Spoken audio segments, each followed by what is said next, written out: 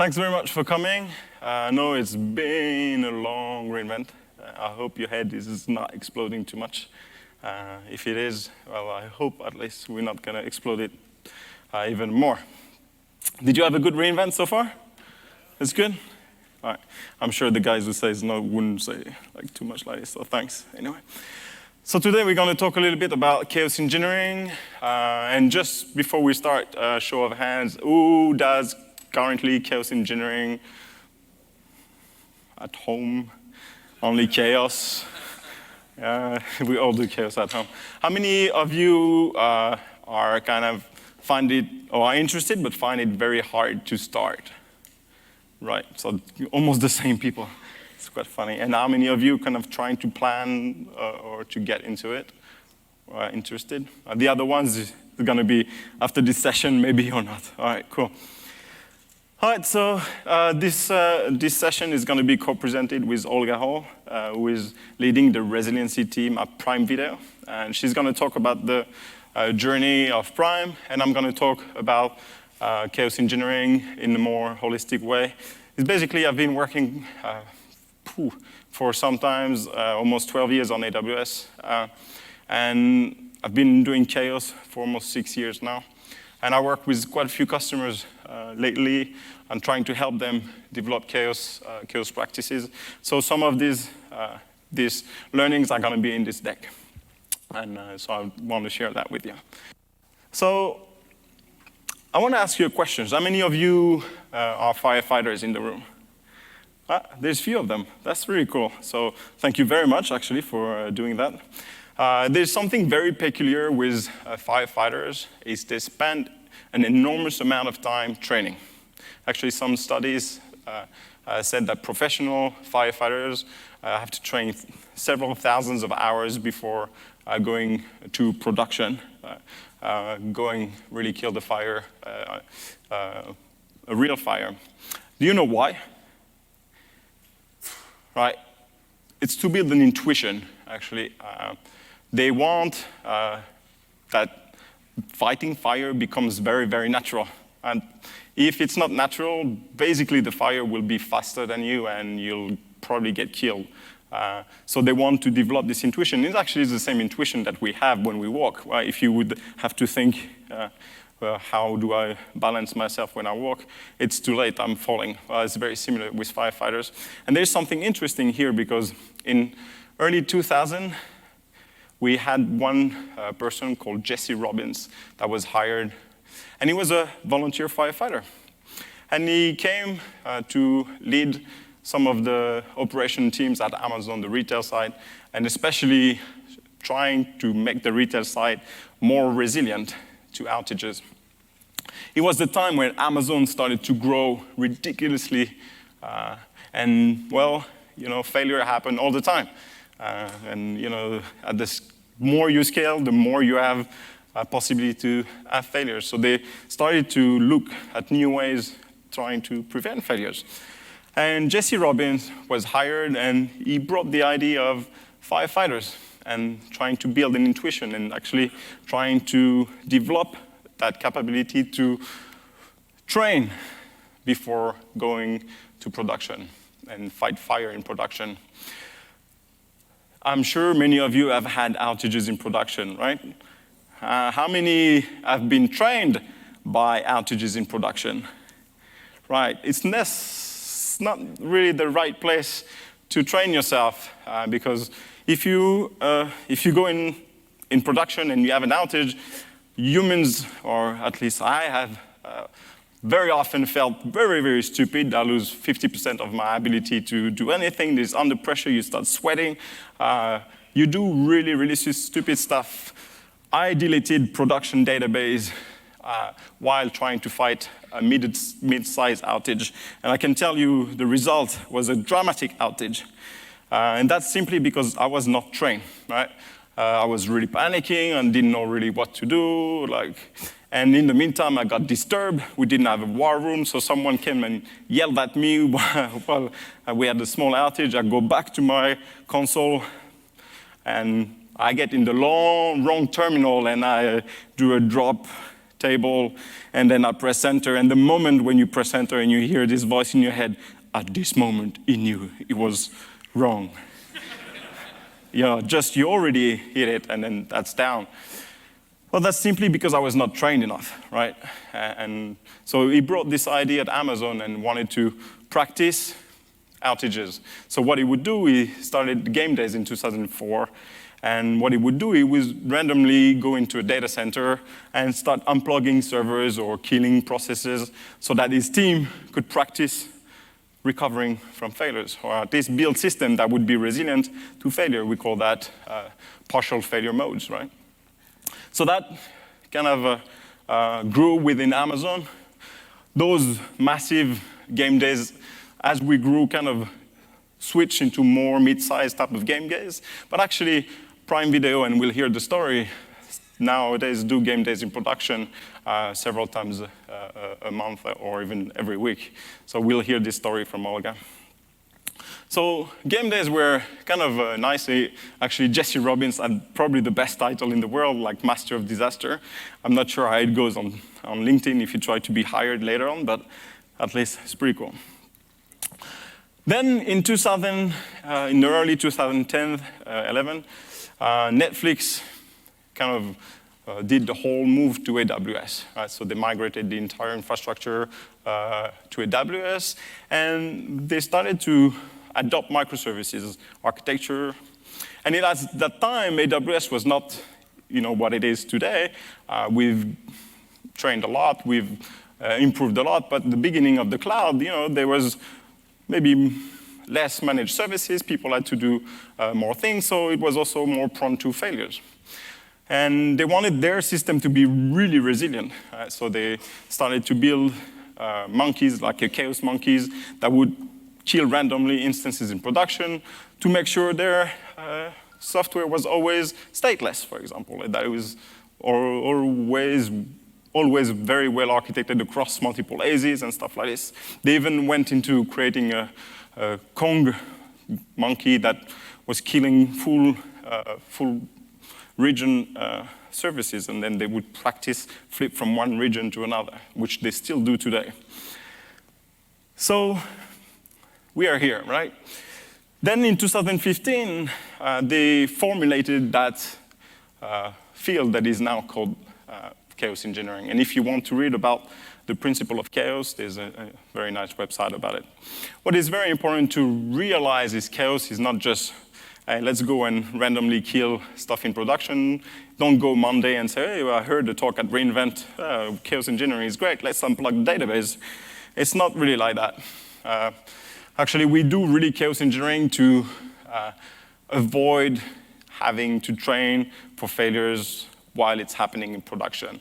It's a way to build confidence for your team into our application, into our tools, and in our culture to withstand turbulent conditions. When you have an outage, it doesn't only affect the application, it affects the culture, it affects the processes, the tools. So chaos engineering is a very good way to test all that before problems happen in production. However, we don't really start necessarily chaos engineering just like this. There is some prerequisites. You can start chaos engineering very early on, but if you want to really take it to the next level and go as close as possible to production, there is some prerequisite, right? And especially in terms of resiliency. This is a list of some of the things I've seen most happening in production, some cause of outages. Just a quick hand here. How many of you have been victim of expirations of certificates outages? Yeah, right? And this is not something we can really engineer, very difficult engineering problem. It's really checking a date on a certificate. And yet, I've had at least 3 of those, so it's very common. So we need to have processes, and we need to have some automation that helps us doing this. On my side, I think the application side, having especially timeouts defined, frameworks very often have default timeouts. Python developers in the room, a few of them. Python developers, the request library to do HTTP calls, the default timeout? Any idea? Infinite. So this is by default, it's not defined. So it really can hold the connection. It's not the only one. Python is not the only one. Actually, C# is the same. The JDBC driver for SQL, same. There's collections of libraries to do HTTP calls that actually have very, very long defaults. If it's not infinite, it's 30 minutes or things like this. And in a distributed system and in application, 30 minutes even is really, really infinite. So do we have processes to look at all the timeouts that we use in our libraries when we do npm install or when we do pip requirement install? Do we look at all those libraries and say, oh, all the timeouts are not the default one, we assign them, we know what they are? How many of you do this? Review? Yeah. Sorry, no one? So this is also a problem, right? Because one day there's going to be a failure and the timeout is going to be infinite, and then you're going to do a postmortem and say, oh, maybe we should define timeouts. And chaos engineering is going to find this pretty early on, especially if you do a latency-based injection problem. Another one, retries with backoff, right? If you experience an issue and you want to do a retry, very often system would do immediate retries like, Dad, are we there yet? Dad, are we there yet? Dad, are we there yet? Dad, are we there yet? You've heard that, right? You don't want to do this. Kids would drive you crazy. It's the same with a software system. If components keep on asking and retries, if there's a failure, you create what we call retry storms. Your network gets totally full of retry packets, and that creates very often cascading failures. So what you want to do is implement backoff. So you ask a request. If you don't get the answer, you back off 2 seconds, 4, 8, 16. All right.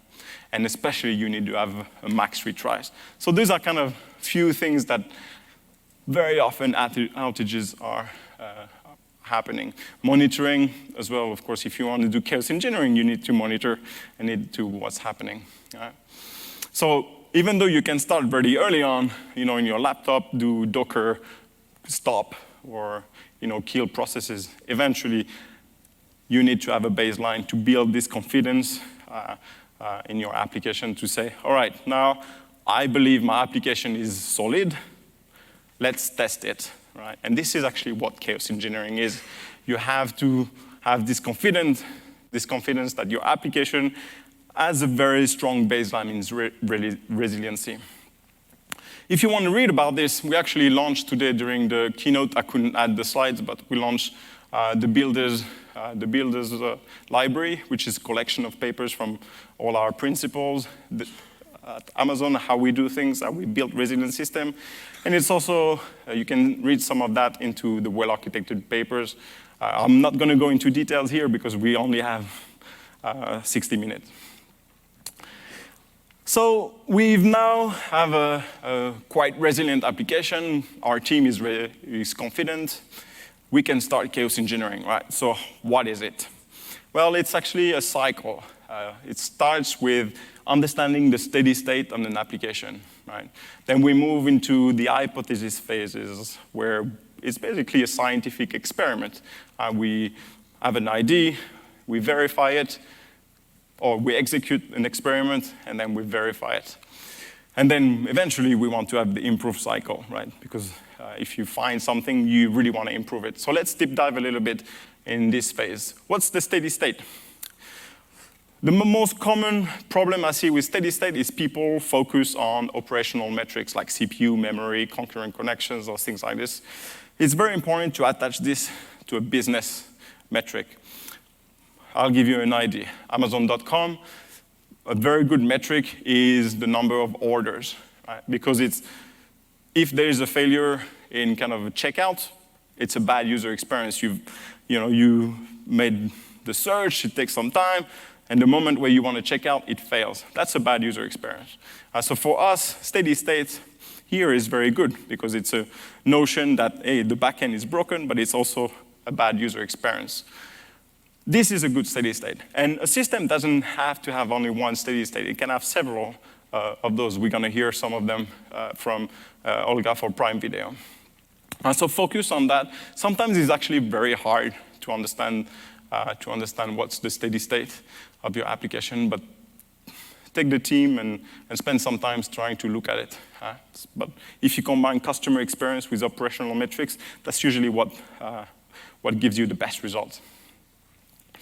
Once you have your steady state, and actually it's very important to know the steady state because when you make a chaos experiment, you want to verify that it doesn't break the steady state, right? So you don't want to make a chaos experiment that changes or breaks everything on your steady state. So that's why it's very important. After that, you go into the hypothesis cycle. And this is one of my favorite one because what I always suggest to customers is take the entire team that develops the application, not only the engineers or the back-end developers, which is often the case when people are starting with chaos engineering. Take the entire team, everyone that is involved in designing this application, from the UI designer to the back-end, the architect, the program managers, everyone. And then you make an hypothesis. You say, for example, what if? Right? So what happens if, for example, take the database down? What happens if I inject latency in the network? Take one hypothesis and start somewhere there. And then what you need to do here is very important. Ask people to write on the paper, right? Ask them to write on the paper what they think is going to happen with the hypothesis. So, for example, I'm a back-end engineer. Someone asked me, what happens if the database goes down? As a back-end engineer, I would probably write something like, well, my back-end will detect that there's a failure in the back-end through a timeout. The timeout should happen after 30 seconds. After 30 seconds, the circuit breaker will notice there's a database. The database should flip to read-only mode. After a minute, I have to reboot maybe to update the domain name of my database, and all these kind of scenarios. Try to get the times and what people think, how long it's going to get. Why do we do it on paper? It's because if you do it without paper and people talk in a room, it creates a convergence. If you take people in the room and say, what happens if database, I'm going to start saying something, the other one is going to say, oh, yes, this, and you create convergence. And there's no way to really find if there's a problem. If you write on paper, it's divergence. Everyone has different ideas. Right? And then you can stop here and you say, why is everyone having so different ideas of what's happening in production? That's usually a problem in specifications, documentation. So it's a very good way to say, whoa, all right, let's recalibrate and let's roll back and fix our specification, maybe fix some part of the software. And this is a very interesting phase. Actually, I also always tell customers that in the specification phase, this is a very good way to do it, to improve specification. Not necessarily when you do chaos engineering. So make it everyone's problem, right? And then what is also important, and which is often hard for people to start with chaos engineering, is which hypothesis I'm going to make. Well, if you're on AWS, I would say, and you probably are using some sort of auto-scaling group, I would say something like, hey, test my auto-scaling group. Right? You have an application across multiple AZs. You do CPU injection on the instances behind the load balancer and see actually if the auto-scaling group is reacting the exact way you were thinking. That's one thing that you can start with. Or look at the history of your outages. What is the most common sort of outage that you get? If it's deployment, if you get outages often with deployment, a very good way to do is maybe inject a failure in the deployment pipeline. Say, okay, I'm going to deploy something, and that should fail the health check. And then you can verify you have the rollback and all this kind of stuff. Right? And this is quite simple. Just look at your history. Another one, the third one, in my opinion, also is pretty nice. You look at your APIs and the critical services for each of your APIs, and you say, okay, I'm going to focus on this API. Let's look at the critical services, and you start with the last one, and you go up, boom, boom, boom. But don't stop there. Then make combination of experiments. If you just do a simple experiment like a CPU injection, or that's not enough. Usually you want to do a CPU injection, and at the same moment you might do a latency injection. And this is where you see problem can really surface. Because outages never happen because of one problem. They happen because of a collection of small things that create a much bigger outage, a scenario. So focus on these kind of things. What kind of scenarios do you see? And try to reproduce this.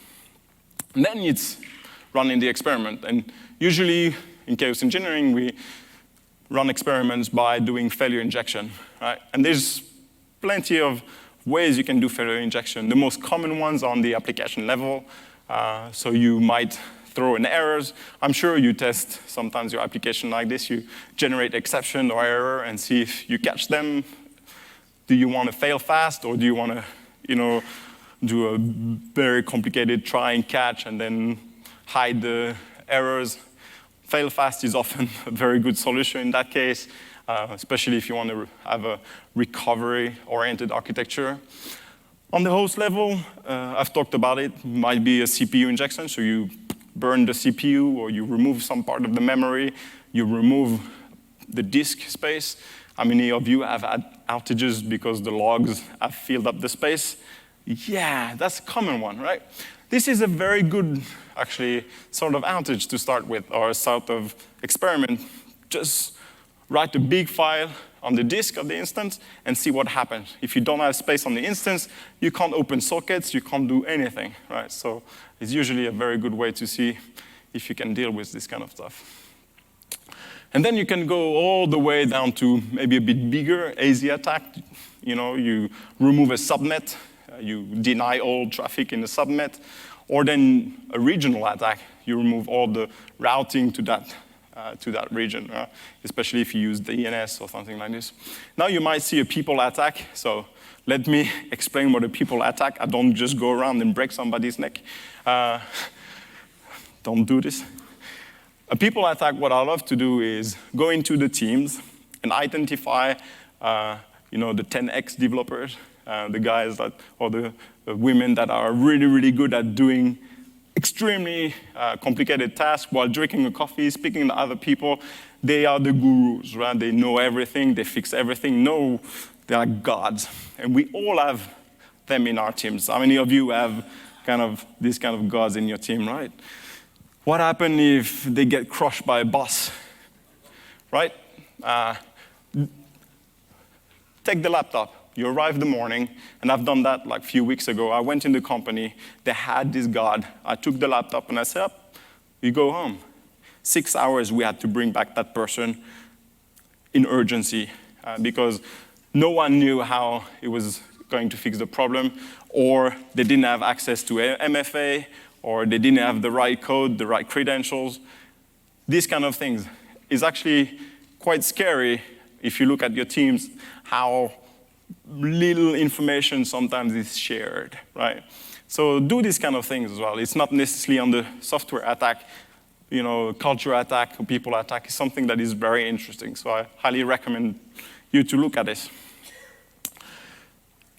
What is very important here as well is once you plan an experiment, have an idea of how you might want to stop the experiment or roll back. It can go wrong, and this is why we capture the steady state. You monitor the steady state, you do your chaos experiment, and all of a sudden the steady state goes wild, and you're like, oh, we need to stop, something is wrong. If you don't have a stop button or a way to roll back and you didn't think about it, well, there you have an outage in production that you just created. And I'm telling you, it's not going to be good for your team or for the chaos engineering publicity internally. Right? So think about it while you design your experiment. Have a way to roll back, practice it maybe, test it before in kind of a test environment and things like this. And keep in mind that sometimes chaos experiment might corrupt or data or store incorrect data. So have a way maybe to delete it, attach data, attach a tag with some data so that you know that this was synthetic data or things that you don't want to keep in production. Sometimes it's actually quite hard, but if you think about it, at least you make it easier for you. And then you go into the phase of verifying actually what you wanted to do. And this is very, very, very important. Time to detect. How many of you have had outages that you didn't get an alarm for? Yeah, it's very, very common. One of the biggest outages I've had, we got alerted from Twitter. Yes, you don't want to be alerted from Twitter. And especially you don't want your CTO to tell you, Twitter tells us that your system is down. What's happening, right? Practice this kind of chaos engineering where you don't tell everyone in the organization you're going to practice maybe an experiment today. You say, this week we might do it, or if you say it today, stay vague, so that actually people can really check the time to detect, right, and verify that the escalation path might work. I've had people leave teams, and the escalation path didn't get updated and didn't get escalated. You know? It happens, so verify everything. Every time you do something, try to verify your response time, right? Your time to detect an outage is super, super important. And then go all the way to time to recovery, with everything in between. How long did it take for you to notify the public? Do you know what you're going to say? Do you have already messaging in place? Or do you need to ask your PR to write something while you have an outage? You need to communicate, so have this in place. Right? If you practice it, it's not only engineering. Very often when you have outages, it's a lot related to communication. Right? Communication internally and external communication. All right. So try to keep in mind that you want to get as much data as possible. Why you want to have that is because then you need to go into a post-mortem. Right? This is where you capture what has happened. You make a summary of the incident. You put all the data that you've collected into this postmortem. You try to get a timeline of what happened. And this is where people always complain when I'm saying this, try to deep dive into the cause of an outage. Now, in brackets, there's never one cause. There's no root cause. We all know that. It's a collection of causes, right? We always look at Amazon at 3 different points: processes, tools, and culture. All right? Deep dive in this one, because you'll have a lot of different things to improve, things to think about. Try to get as many graphs as possible. Humans are really, really reactive to graphs, right? So it adds a lot of value in a postmortem. By the way, we call the deep dive the 5 whys. It's not literal. Some COEs have literally 40 or 50 whys in different parts of the things. Right? So it's just a process that we call 5 whys because it was used back in the days, very old, when we started basically doing that process, and it comes from Toyota. We just haven't changed the name, right? But the way we do it is still very different than just the 5 whys. Especially, we have a culture that is non-blaming. So we never, ever stop at the operational problem. We don't say, oh, it was an operator making a mistake. This is actually a very good point. If an operator makes a mistake, what do? Do you stay there? Why was he able to make a mistake? Why didn't we have these guardrails in place? Or why wasn't it warned? You know, when I deleted the database, I could have been fired. I was not. I was actually asked the question, how come you were able to run that in a production system? And this is a very good question, right? So we went into creating all sorts of tools and processes. It's not removing freedom to me, is actually trying to avoid me making mistakes. I was still able to do all that stuff, but I had guardrails. If I write drop DB, then I had an MFA protection, right? I had to verify. Or if I had the terminal in production and one in test, different colors, all right? Red for production, blue for test environment. You know, all this kind of stuff. It's trying to create safety in your operation. It's not removing the capability or the freedom of your developer, but create a safety environment for them. Try to capture the blast radius of what is happening, right? The number of people that are being affected by the outage, the potential outages, and try to find ways to limit that as much as possible, right? A few things to remember, and I already talked about this: never blame people for their mistakes. And then there's never one cause for outage, right? And then you go into improve, and here I don't have a silver bullet. What I would say is, for us to improve, we always go through what we call the weekly operation meetings. And these are weekly meetings that happen with all our operation team from all the service teams.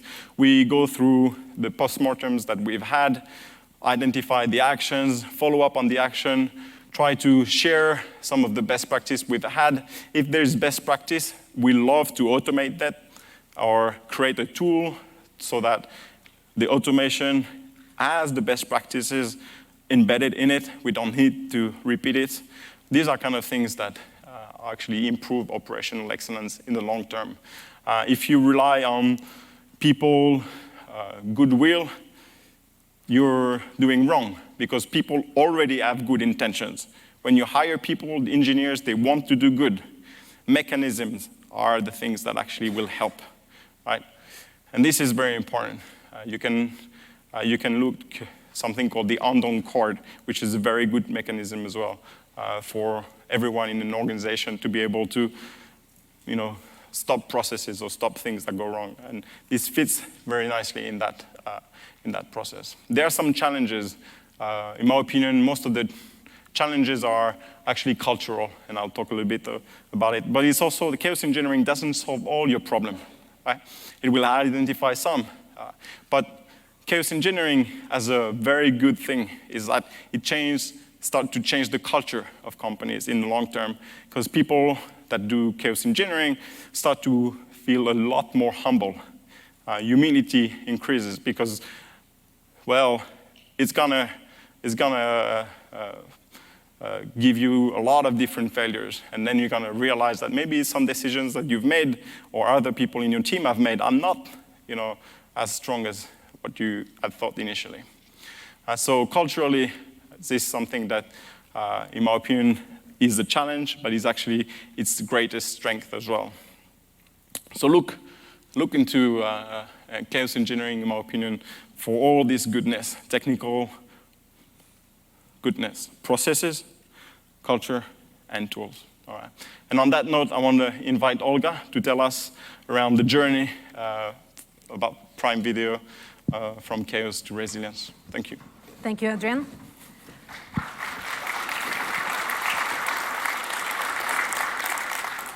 My name is Olga Hall, and I run resilience engineering team on Prime Video. It's an honor to be here and share the story of my team with you.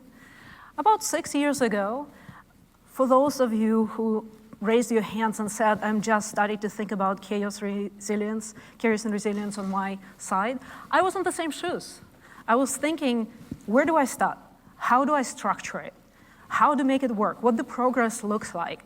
So everything that I will be talking about is the insight and my team lessons from that journey. So happy to share. So let me set the context.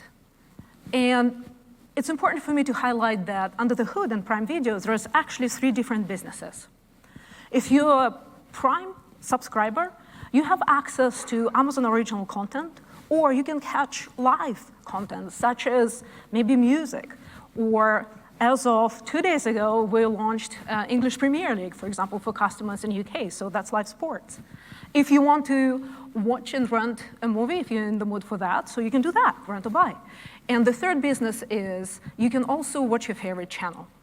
It's important to highlight it because this complexity of business rules and this complexity of different services commingled together comes in the picture when we talk about chaos and resilience.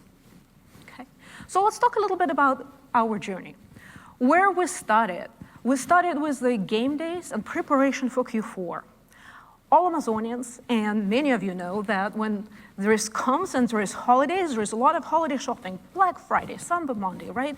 Preparing for Q4 is super important to all of the Amazonians. Okay, great, we studied there. And what we quickly realized is that is not enough. As Prime Video moved from one country to 242 territories that we run on right now, we were looking at the content going viral and having super popularity in different countries and in different zones. And we realized that we need to be totally in evergreen state. Our services need to be always ready for those pleasant surprises. Okay, so what did we do? At that point, I've added an engineering team. That engineering team very soon created a suite of products that I will be sharing with you as an example of how to solve chaos and resilience. And right now, we are at the point where a lot of the technologies that we have is running automatically behind the scene, and we are testing in production. Okay, here you go. When I got asked a question, so what's after? And I think about this as well. All right, so you have the technology, you run this game days in automatic fashion. So what comes after that? What I'm finding is that there is inevitably communities that shape up within the organization and within also larger industry. It's bird of a feather who are curious about and passionate about either chaos or resilience or specific load testing practices. And these are the engineers that start talking about going much deeper in their journey and creating even better tech. Okay. So when I started, for those of you thinking, where do I start? I created the program along the lines of well-architected framework, which basically means that we had very systematic set of programs that goes and improve availability, scalability, and resiliency. The only difference here is that we also had such a thing as high-profile events. High-profile events, or we call them also high-velocity events, is when we launch such popular content as Jack Ryan, or Marvelous Miss Maisel, that is soon to come, or live sports. And then on the corresponding team structure, I have a team of engineers and a team of technical program managers that run these programs. The engineers build tools for the programs. An interesting insight here, at Amazon, we have the culture of strong ownership. Okay? Compared maybe to some other companies where you hear that there are site reliability engineers and people whose job it is to focus on performance, we don't do that. We basically make it all of our team's job to care about availability and resiliency. However, inevitably, within each team, there is a person that is super passionate that steps in and says, I'm going to be scaling point of contact, and we work typically with this single point of contact within the teams to structure these programs and accomplish our goals. All right, so what is the insight? What did we learn over the years? One really big thing that we learned over the years, that live streaming is super hard, and the bar for live streaming is so much higher. There is a phrase that I hear very often, especially this year, that nines do not matter if the customers are not happy. And frankly, this is so true. We had super rough summer, especially August, during tennis matches where customers were not happy. And we've learned that expectation for streaming is, for live streaming especially, it's to be 100% uptime. Not only that, in addition to this 100% uptime, you need to be better than broadcast. You need to make sure that all of these new features like high definition and high frame rate and also Ultra HD, they're available. And user experience need to be intuitive. Okay, that was good lessons for us. So where did we start? And what was the mental model when we were thinking about live streaming? Our mental model and the frame of mind that we stepped into is that readiness to handle failure or unknown is feature zero in the product. And I specifically focus on known. Why is that? Well, let me show you a couple of examples. All right. That is super interesting. That is Bundesliga. This is a football match that happens in Germany. And what is interesting here is that the blue line shows a regular ramp up of customers coming in, joining, watching the game. Great. There's workload coming in, typically much higher than your typical profile. That's wonderful. However, the match got tied in the middle. So It was two high-profile teams going at it, and it was not clear who's going to win. So what happened? We had this subscription spike. The black line is a subscription spike that is happening right in the middle of the match. Super counterintuitive, because you would think, and that's how we plan, that you have a high-profile match and two rivals planning. You will have customers joining somewhere early, right? From those of you who are thinking about workloads and how to prepare for them, what it told us that we also need to think through a arrival rate and the spike happening at any given point. Okay? This is the second one that was super cool, and I wanted to share with you. So this is a popular TV show that is on our service, and what was happening was that customers, you see this double hump, which is not normal. Customers were watching the first episode when it got released, and what we noticed that customers were re-watching right after that the same episode second time. Absolutely non-intuitive. For those of you who are thinking, how do I test this? This means that you need to test your workload double in time, double in duration. That was a bit of a surprise. All right, this is my favorite, and I'm going to bring it back. I talked about it a year ago, that last minute is literally last minute. This is also what you see in digital media. This is subscriptions literally a minute before a popular show starts. And I call it an Eiffel Tower. So here you go. So let's talk about how to think about this unexpected and what can help us deal with this unexpected. There is this John Law that I really like when I think about framing hypotheses and working with my teams. You know, how do we start, right? Adrian talked a lot about building hypotheses, and your questions probably are, so where do I start? What are the hypotheses are, right? John Law helps with that, and it basically says that your average number of customers in the system is the product of the arrival rate and then mean time in the system. Okay, so let's break it up.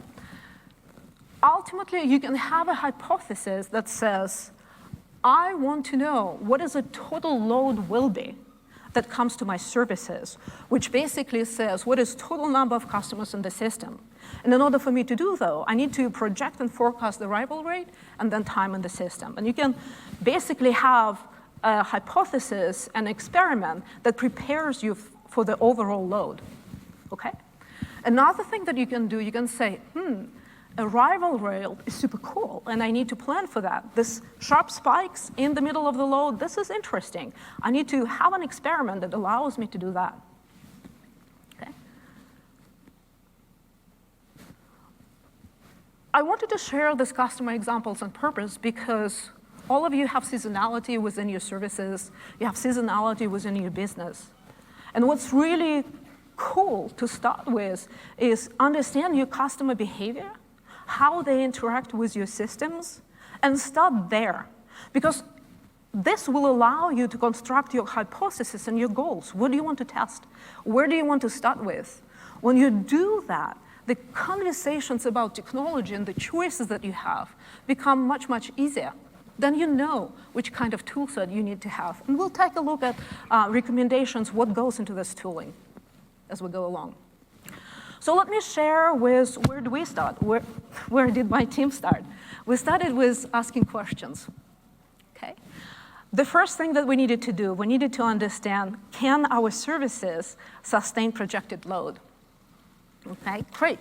And what you see here is our resilience framework, where the first step in this resilience framework is basically really we're starting with understanding our hardware profile, how many instances we might need, our auto-scaling rules, all of that, right? And it's mostly positive testing, and it happens in production. So all of that load testing experiments that we do, they are happening in production environment and Prime Video. Okay? So what is the second thing you do? The second question that we ask, we basically ask, okay, now that we have that full load, right, for full projected number of customers, how does this load change performance? And what should we see between our dependencies and services in terms of latency, errors, and throughput? I'm going to phrase it slightly differently. A question that you probably hear very often is about SLAs. How do we construct SLAs between our services and dependency? So doing experiments like that helps you to identify what is acceptable. Okay? The third step that we do is we ask ourselves, when is the breaking point? And we run the stress test experiments when we go a little bit higher than our forecast, and in some instances much higher. We typically recommend our teams to do it in their betas and their test environments first, but we also run this experiment here in production. As a matter of fact, just last week, as we were preparing for the launch, one of the teams said, hey, Olga, we've done all of the testing that we need to do for the projected load, but we really want to know the signals of our systems in distress. Why don't we double? And we basically construct this stress test so we can understand how the systems will respond. We run that, and it was a super productive test, really happy with that. And the last in the resilience framework, but not least, is chaos experiments. And this is when we do either dependency failing, super popular one, chaos experiment, or slow network, or CPU or memory maxed out. And I'll share with you specifically the most popular one within Amazon Video Engineers.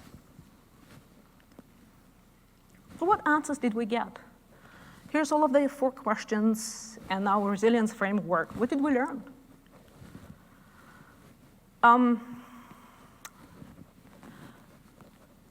In digital media, when you read about big events, there is always a conversation about concurrent streams. It's almost like a currency by which you measure how popular the event was. And ultimately, what we've learned is that part of the playback systems, they're absolutely scaling up with this concurrent streams metric. Remember when Adrian was saying, when you construct your experiment, tie them to your business metrics. So for us, that concurrent stream metric was super important to understand the health of playback and experiments in the playback. But we've also learned something different. We've learned that the arrival rate matters to the first part of the journey, where customers are subscribing, they're discovering content, they're interacting with the systems before they hit the play button. And our insight was that we need to construct different experiments that line up with different business metrics. And the biggest takeaway that I have for you is think through, not once, think through multiple business metrics that you want to have. And those 2 that I shared with you, especially framed in the Little's Law, is probably a good example of how to think about construction of these experiments. Okay, so let me share with you which tools we actually use. We are known for game days. Like I said, we run game days in production. And when we run these game days, this is the hypothesis experiment. And we ultimately have a few ways to construct a game day. One way is to ask yourself a question. I'm preparing for this high-profile event. I know what my workload high peak will be. What do I need to do, and are my services ready for this workload, right? So that load testing. The second thing that we also do, as Adrian pointed out, you can take an outage, and you can take logs from the outage, and you can run logs also to replay what has happened, so that you have a bit more time to dig a little bit deeper into the systems and services and understand what went on. We do intentionally cause failures to determine if our systems behave as expected. Little fun fact, when we were preparing to English Premier League, we ran a dress rehearsal, and during this dress rehearsal, we had a test stream from a PL coming through. And our team sitting in the room, they did not know which some of the issues we were discussing real one, and which ones were test one, okay? We kind of commingled it together on purpose just to test the responses from the teams. And one of the chaos experiments that we run, we did host reboots. And frankly, we rebooted 7,000 instances in one day. They were split across multiple teams, obviously, across multiple services, but it was really good to see that monitors and alarms were kicking in, and our friends And AWS was also tapping us on the shoulder, hey, what's going on with Prime Video? And we're like, don't worry, we're just running chaos experiments. So it was kind of cool. As part of this game days testing and running a hypothesis, that alarms verification, making sure that your configuration is set, is super great byproduct that we always find helpful.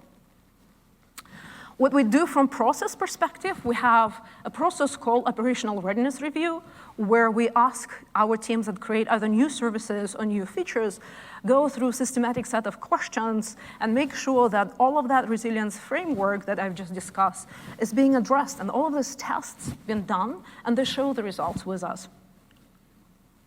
Okay, so what do we do in terms of tooling? We've created a control plane for running game days, and it's basically super flexible and allows us to put together a large number of load generators. Hands-off executions, there is only one engineer pushing the button, and it runs across entire platform, across all of our services, and also dependencies in retail and digital partners. So super cool, super helpful. Okay.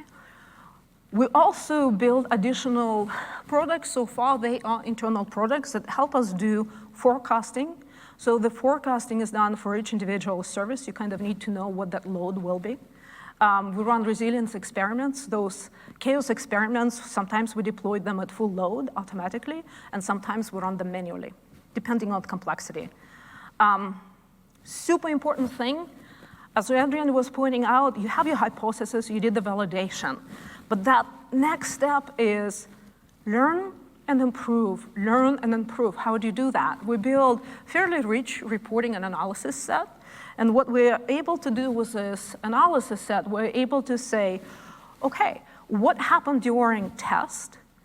Let's compare it with the production.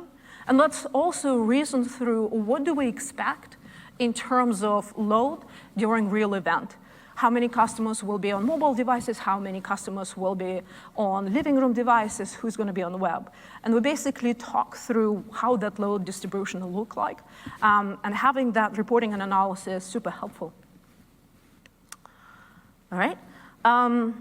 These are chaos experiments, and I kind of organized them by the most popular ones. So as you can see, CPU hog, packet loss dependency, super popular ones within our engineering community. Let me give you a practical example.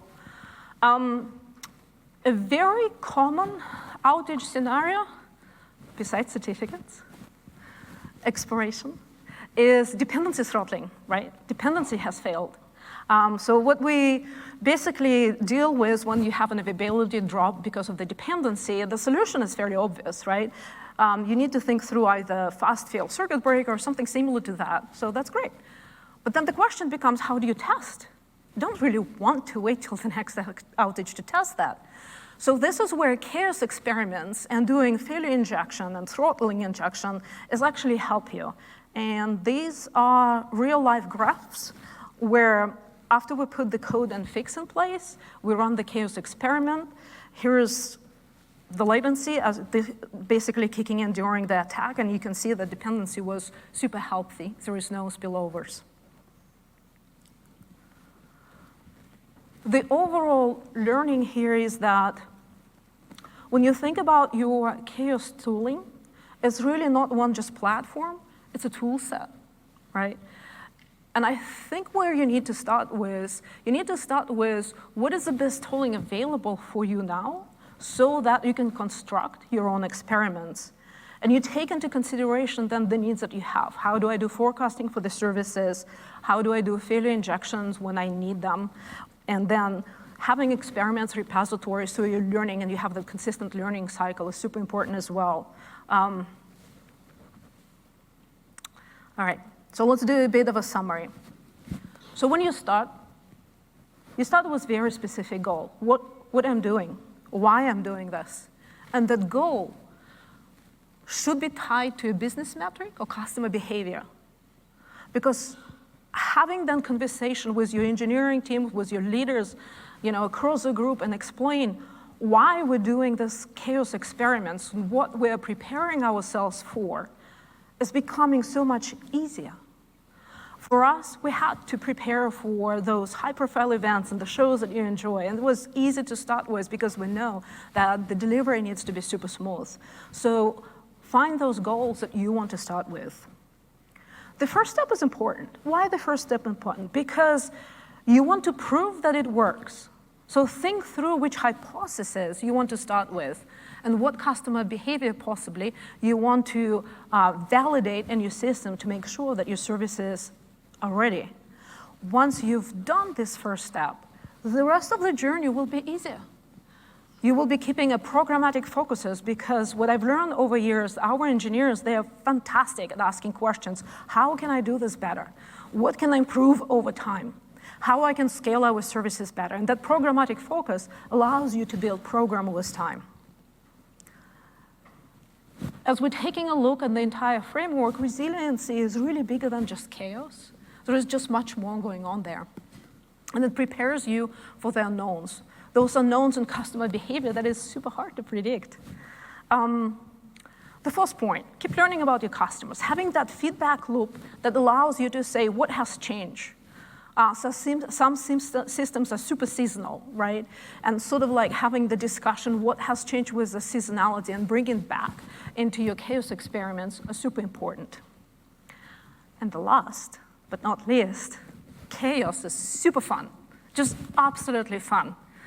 Rebooting this 7,000 instances was a lot of fun because we've learned a lot about auto-scaling rules, about alarms and monitoring, and it's one of those things like, check, we've done that. So start your journey, and start your journey today. Thank you.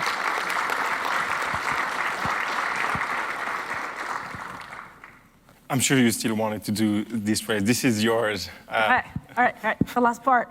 The last part, apparently the last slide. So, meet chaos where you are. I've started my story with me thinking and being in your shoes and being in your chair, like the first couple of rows that's super interested here. You have a lot of tools, and there is a lot of material in this conference that will help you to start this journey, right? Hopefully the presentation material here is giving you an insight on how to structure the program and how to get started. And my call to action to everybody, take chaos within your companies, within your groups on your own journey. Yeah. Thank you. And that's the most important. I think a lot of people think chaos has to happen in production. It doesn't have to. Yeah. I'll tell you a story. When in my previous companies, we hired developers, and the first thing we were doing with them for the first week is to build systems and actually break them and learn how to do chaos-oriented development. Right?